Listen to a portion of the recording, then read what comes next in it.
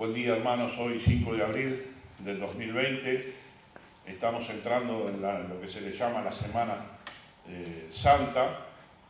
Y siempre que empieza la Semana Santa, empieza con una historia de la entrada triunfal. Y está basada en el libro de Lucas, capítulo 19, versículo 28. Lucas, capítulo 19, versículo 28 al 44. Dicho esto, iba adelante subiendo a Jerusalén, y aconteció que llegando cerca de Betfagé y de Betania, al monte que se llama de los Olivos, envió dos de sus discípulos, diciendo: Id a la aldea del frente, y al entrar en ella hallaréis un pollino atado, en el cual ningún hombre ha montado jamás. Desatadlo y traedlo. Y si alguien os preguntare, ¿por qué lo desatáis?, le responderéis así: porque el Señor lo necesita. Fueron los que habían sido enviados y hallaron como les dijo. Y cuando desataban el pollino, sus dueños le dijeron: ¿por qué desatáis el pollino? Ellos dijeron: porque el Señor lo necesita. Y lo trajeron a Jesús, y habiendo echado sus mantos sobre el pollino, subieron a Jesús encima, y a su paso tendían sus mantos por el camino. Cuando llegaban ya cerca de la bajada del monte de los Olivos, toda la multitud de los discípulos, gozándose, comenzó a alabar a Dios a grandes voces por todas las maravillas que habían visto, diciendo: bendito el Rey que viene en el nombre del Señor, paz en el cielo y gloria en las alturas. Entonces algunos de los fariseos de entre la multitud le dijeron: Maestro, reprende a tus discípulos. Él respondiendo le dijo: os digo que si estos callaran, las piedras clamarían.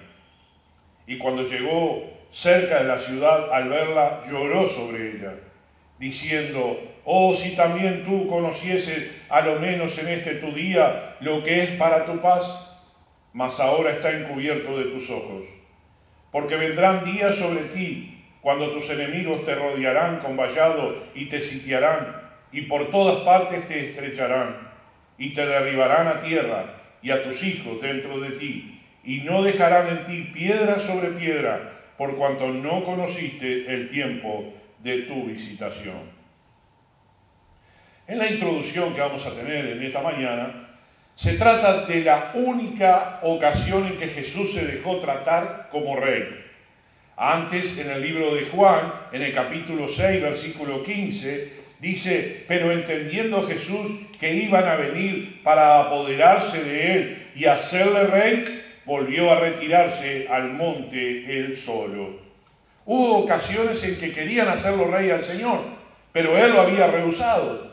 En este momento, en la entrada triunfal, en este momento en que él sabía lo que iba a pasar esa semana, tenía claro que él iba a morir en la cruz y que iba a ser sacrificado y que iba a resucitar. En esa semana, entrando a Jerusalén, entró como rey. ¿Y por qué? ¿Por qué ahora sí y antes no? Porque para que fuera un testimonio a los judíos de todos los tiempos, que no pudieran decir que nunca se declaró Mesías. Jesús venía de Betania con una compañía de discípulos, a los que unieron los peregrinos a la Pascua procedentes de Galilea. Otra compañía la formaba los que oyeron decir que Jesús venía a Jerusalén para la Pascua y salieron de Jerusalén para recibirle. La aldea de Betfagé, que significa casa de los higos, era un pueblecito situado en el camino entre Jerusalén y Betania. Al encontrarse las dos compañías y ver a Jesús cabalgando sobre ese asno, o ese asnillo, como quiera decirlo, comentado por los escribas de la sinagoga, pensaron que era el cumplimiento de la profecía y empezaron todos en ese estribillo: Hosana, que significa salve ahora. Jesús quería salvar, pero no como ellos pensaban. Si ustedes pudieron observar en la lectura, dice que ponían mantos en el camino cuando él estaba entrando. Decía en el versículo 37, cuando llegaban ya cerca de la bajada del Monte de los Olivos, toda la multitud de los discípulos gozándose, comenzaron a alabar a Dios y a grandes voces por todas las maravillas. El versículo 36 dice, y a su paso tendían sus mantos por el camino. En ese tiempo, el recibimiento del Señor era el Señor, el Rey que venía. La importancia que Jesús le daba a esta escritura, a esta profecía, a Jesús le interesaba mucho la palabra profética. Él muchas veces lo citaba y decía para que se cumpliese la escritura. Y este era el cumplimiento de la escritura también. Toda su vida había sido un cumplimiento de las profecías. Él conocía las escrituras de una manera muy clara. Había estudiado, se había preparado para poder responder, para poder cumplir las profecías. ¿Cuántas veces él estaba en la sinagoga y leía la escritura y decía, hoy se cumplió delante de vosotros esta profecía? Y la gente rabiaba, la gente se ponía mal porque él estaba diciendo esas cosas. En este caso, la profecía de que él iba a entrar de esta forma. Y aquí vemos algo muy lindo, muy significativo. La primera cosa que vemos que entraba como justo. Esto fue toda su vida, de modo que podía decir, ¿quién me redarguye de pecado? ¿Había alguien que podía acusarle de pecado al Señor? Nadie. Él era sin pecado. Él venía, como dice el versículo 10 del capítulo 19, porque el Hijo del Hombre vino a buscar y a salvar lo que se había perdido. Él venía como Salvador. Era justo, pero era Salvador también. El Señor había venido para salvar al mundo. Tenía claro lo que era este día para él. Él tenía claro que él entraba como el Rey de los judíos. Y entraba de una forma muy humilde. El nacimiento del Señor fue en un lugar humilde. La entrada triunfal fue con un asno, allí en un pollino, entrando a la ciudad como rey. Podía haber entrado con un carruaje hermoso porque sí iba a ser rey. Pero no, prefirió, dice, un pollino que nadie se había subido sobre él para entrar como rey a Israel, a Jerusalén. Él era humilde entonces, y lo fue siempre. Voy a leer Mateo 11, 29. Mateo 11, 29. Dice, llevad mi yugo sobre vosotros y aprended de mí que soy manso y humilde de corazón. Manso y humilde de corazón. Él entraba como justo, nunca había pecado, entraba para ser salvador, entraba en humildad en ese pollino. Ese acto de entrar sentado sobre este pollino es un símbolo real y alguien lo ha considerado como un signo del adelanto del reino, ganando las almas para siempre. El privilegio de ayudar al Señor en el cumplimiento de sus propósitos fueron los dueños de aquella asna, de aquel pollino, que estaban lejos de imaginarse que su propio animal, su propio pollino, iba a hacer el cumplimiento de las Escrituras. Llama la atención que el Señor le dice a sus discípulos, vayan a tal lugar y encontrarán allí al pollino. Es importante entender que los dueños no hicieron ningún problema. Los dueños dejaron que se lo llevaran los discípulos cuando le dijeron, el Señor lo necesita. ¿Acaso ellos sabían lo que iba a pasar en ese día? ¿Acaso ellos se habían imaginado que iban a ser parte del cumplimiento de esa profecía? Aún los discípulos eran parte del cumplimiento.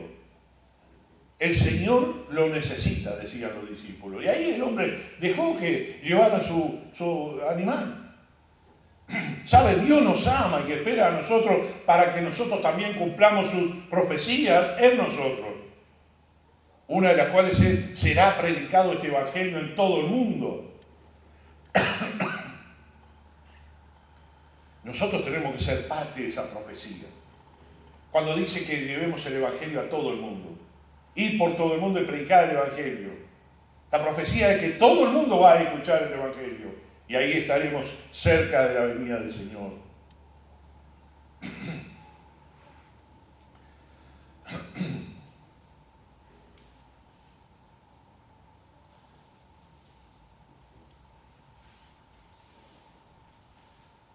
Y hay otra escena ahí, porque no solamente el Señor entraba como rey ahí pasó algo. Y quiero significar, cuando dice en el versículo 41, y cuando llegó cerca de la ciudad al verla, lloró sobre ella. Y el Señor dijo una profecía ahí. Dice, oh, si también tú conocieses, a lo menos en este tu día, lo que es para tu paz, mas ahora está encubierto de tus ojos. Y ahí da una profecía que se cumplió 70 años después. Dice, porque vendrán días sobre ti cuando tus enemigos te rodearán con vallado y te sitiarán y por todas partes te estrecharán. Y te derribarán a tierra y a tus hijos dentro de ti, y no dejarán en ti piedra sobre piedra, por cuanto no conociste el tiempo de tu visitación. ¿Sabe? Era el tiempo en que el Señor venía a salvarle. Era el tiempo en que el Señor venía a cumplir en ellos su propósito, y no lo habían interpretado, no se habían dado cuenta. Observen ahí el versículo que dice que versículo 42 al final, mas ahora está encubierto de tus ojos. Estaba encubierto, o sea, no podían ver, no podían darse cuenta. Israel tenía la salvación delante de ellos, pero no se estaban dando cuenta. Está encubierto de tus ojos. ¿Por qué lloró el Señor? Qué extraño, ¿no? Qué impresión causaría en sus discípulos ver a su maestro llorar. Estaba entrando como rey y a su vez estaba llorando. ¡Qué contradicción! ¡Qué cosa extraña! ¿Qué pasaba con el Señor? ¿Qué acaso estaba llorando porque no quería ser rey? ¿Qué estaba pasando con su Señor allí arriba del pollino? Porque Él conocía el futuro. El Señor allí lo estaba profetizando, ya lo estaba viendo, ya sabía lo que iba a pasar. Y estaba diciendo, no conocieron lo que es para tu paz. Aquí está su salvación, pero ustedes lo están rechazando. ¿Cuántas veces nosotros lloraríamos si lo supiésemos de nosotros o de otras personas? El futuro. Hoy estamos viviendo un tiempo muy difícil en nuestro país y en el mundo entero, con esta pandemia del virus. Todos los gobernantes del mundo y toda la gente y los médicos dicen, no sabemos lo que va a pasar más adelante. Vamos viendo a medida que va pasando los días qué es lo que va a ocurrir. No saben el futuro, tú no sabes el futuro, yo no sé el futuro, pero el Señor sí sabe el futuro. Y el Señor profetizó allí lo que iba a pasar 70 años después, cuando Jerusalén iba a ser destruida totalmente. Esa Jerusalén que el Señor pisó, esa Jerusalén que el Señor caminó, ese lugar donde el Señor estuvo, iba a ser destruido. Y el Señor lo sabía. Ah, si nosotros supiéramos el futuro, ¿no? Podríamos haber visto o profetizado de que iba a ocurrir esta pandemia. Muchos predicadores hemos visto de que hacen actos de profecías en todo esto. No tienen el poder de Dios, no tienen el poder del Señor para saberlo. Nosotros no sabemos el futuro, pero Dios sí sabe el futuro. Dios conoce tu futuro, Dios sabe lo que va a pasar contigo. Ese inmediato suceso iba a ocurrir dentro de unos años ahí mismo de Jerusalén.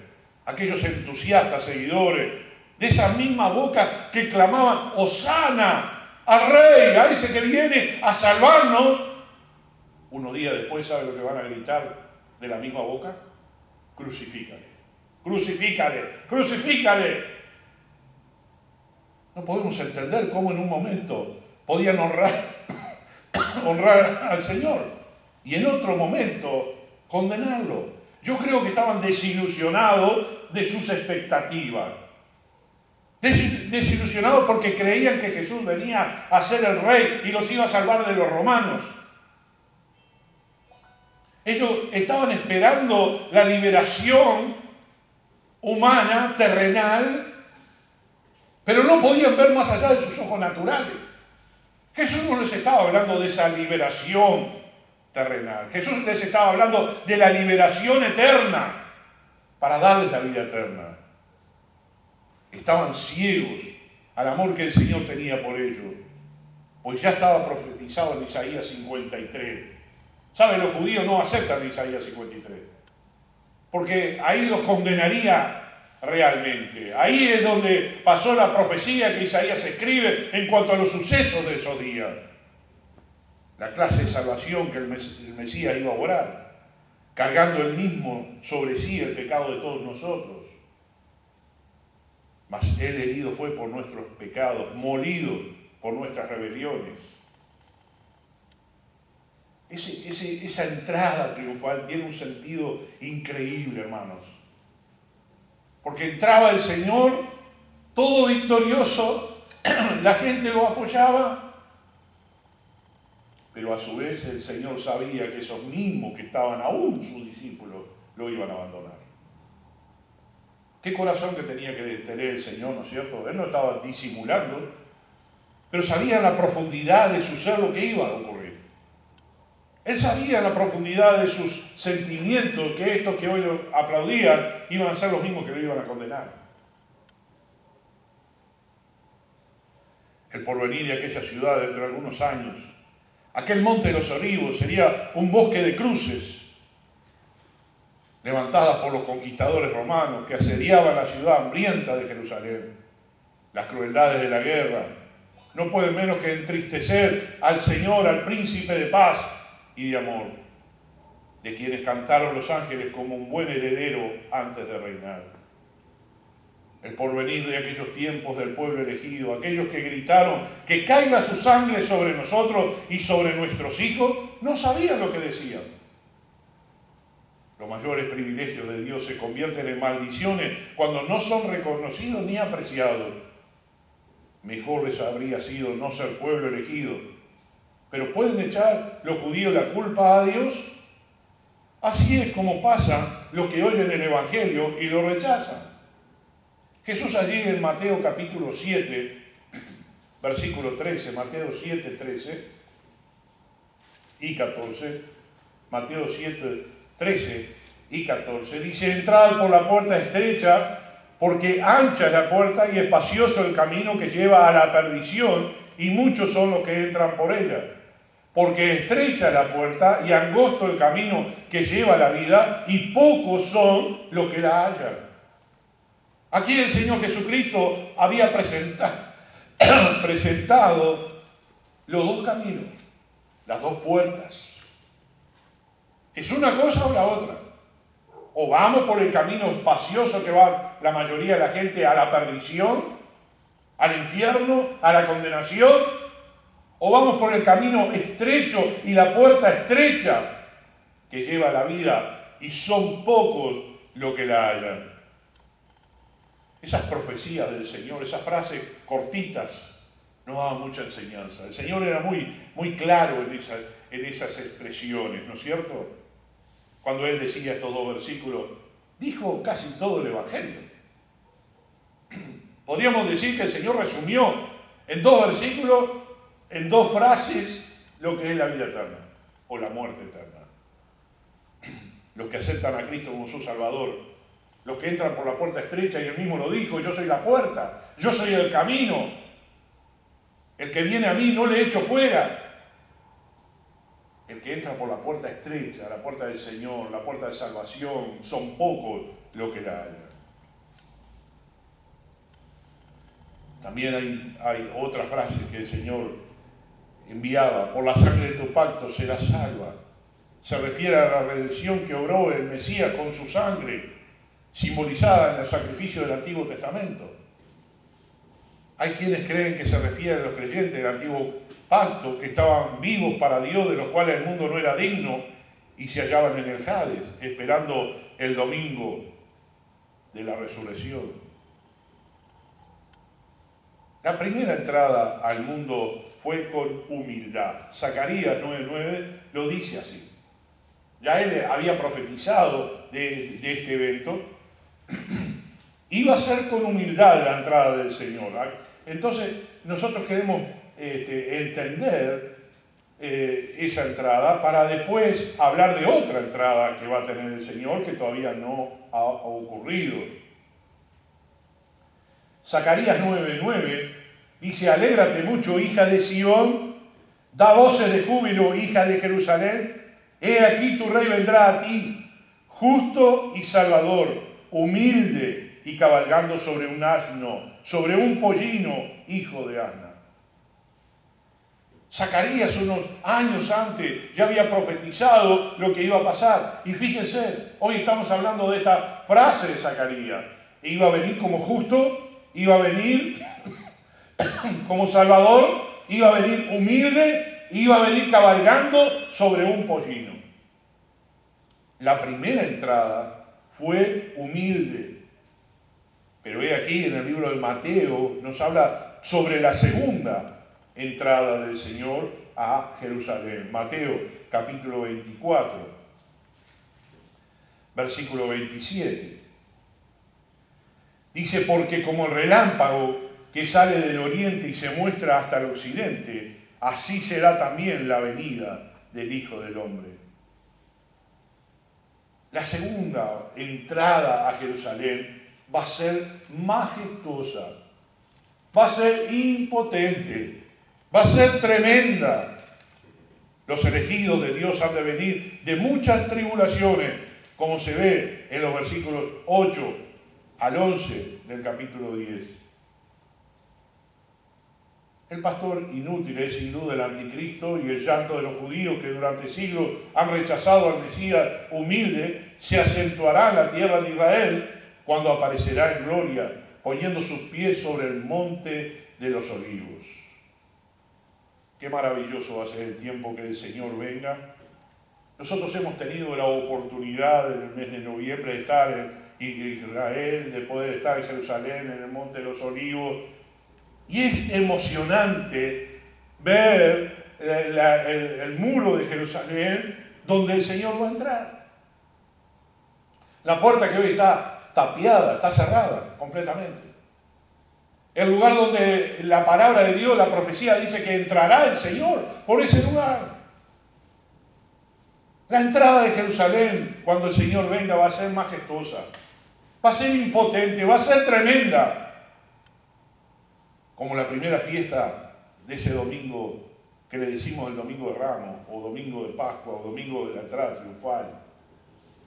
Hubo un entusiasmo cuando entraban los discípulos y la gente.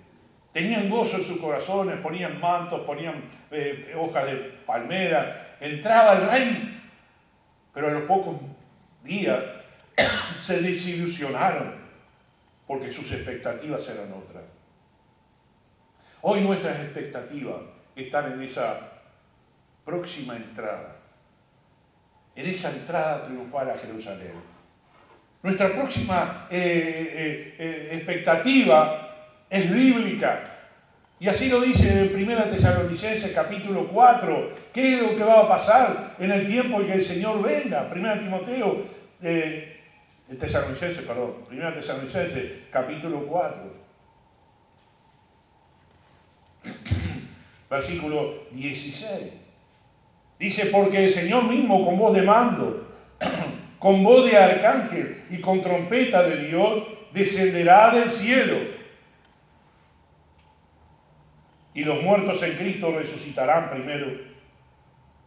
Luego nosotros los que vivimos, los que hayamos quedado, seremos arrebatados juntamente con ellos en las nubes para recibir al Señor en el aire y así estaremos siempre con el Señor. Ahí comenzará la segunda venida de Cristo, que demorará algún tiempo, porque arrebatará a los cristianos, a los hijos de Dios de todos los tiempos. Y luego dice que después de 7 años Él vendrá con todos sus santos aquí a la tierra. Entonces no van a ser algunos miles, van a ser millones los que van a venir con el Señor. Y muchos judíos en ese día clamarán: Hosana, salva ahora a tu pueblo, Señor. En conclusión, que Dios nos ayude a apresurar ese día feliz, colaborando en la salvación de aquellos que restan para cumplir el número de los redimidos y preparar para el Rey que viene. Que Dios nos ayude a entender sus propósitos y a cumplirlos. Que no hagamos llorar a nuestro Rey, sino lo contrario, que podamos aclamarle, ya seamos de la compañía de lo que como espíritu le acompañarán o de los que saldrán a recibirle desde la tierra. No importa dónde vamos a estar, el día está cerca. Satanás está luchando en vano para retrasar este cumplimiento, tal como hizo en su nacimiento, y siempre, pero no podrá trastornar los planes de Dios. Vamos a prepararnos para aclamar a nuestro Rey. Qué día maravilloso va a ser el día que el Señor entre por esas puertas de Jerusalén. Y ese día, aparentemente, por lo que vemos en las profecías, está cerca. Creyente, prepara tu corazón para esa venida del Señor. Prepara tu corazón porque el Señor tomará su reino. Cuando comencé el mensaje dije que en algunos momentos los judíos quisieron hacerlo rey y Él se escapaba. Pero en este tiempo, en el tiempo que Él entraba a Jerusalén, Él sabía lo que iba a pasar. Él sabía que iba a morir, que iba a sufrir, sabía también que tenía que resucitar. Sabía todo. Y en su corazón, me imagino, su pensamiento, estoy entrando como rey y a su vez sé que estos me van a traicionar y no me van a aceptar todavía. Pero gracias a Dios, como dice el libro de Juan, capítulo 1, versículo 12, a los suyos vino y los suyos no lo recibieron, mas a todos los que le recibieron le dio potestad de ser hechos hijos de Dios. Los cuales no son engendrados de sangre, ni de voluntad de carne, ni de voluntad de varón, sino de Dios. Ese es el Cristo que nosotros amamos, el Cristo que nosotros queremos, el Cristo que nosotros adoramos, el Cristo que hemos invitado a nuestra vida, a nuestro corazón, aquel que nos redimió y nos salvó. ¿No quieres tú en esta mañana orar a este Cristo y decirle: Cristo, yo quiero que tú seas el Rey de mi vida? Yo quiero que tú seas el Rey de mis pensamientos, de mi corazón, y entregues tu vida totalmente al Señor. ¿Sabes? La palabra de Dios dice: a los que creen en su nombre, les dio potestad de ser hechos hijos de Dios. El mismo apóstol Juan, en 1 Juan 3:1, dice: mirad cuál amor nos ha dado el Padre para que seamos llamados hijos de Dios. En Juan 3:36 dice: el que cree en el Hijo tiene vida eterna, pero el que rehúsa creer en el Hijo no verá la vida, sino que la ira de Dios está sobre él. Ya viste que el mismo Señor lo dijo. Hay dos puertas, hay dos caminos, uno lleva a la condenación, otro a la vida eterna. ¿Por qué no aceptas a Cristo esta mañana? ¿Por qué no inclinas tu rostro y le dices a Cristo: Señor, yo quiero que tú vengas a mi vida, en mi corazón, perdona mis pecados, me arrepiento y quiero tener nuevo nacimiento?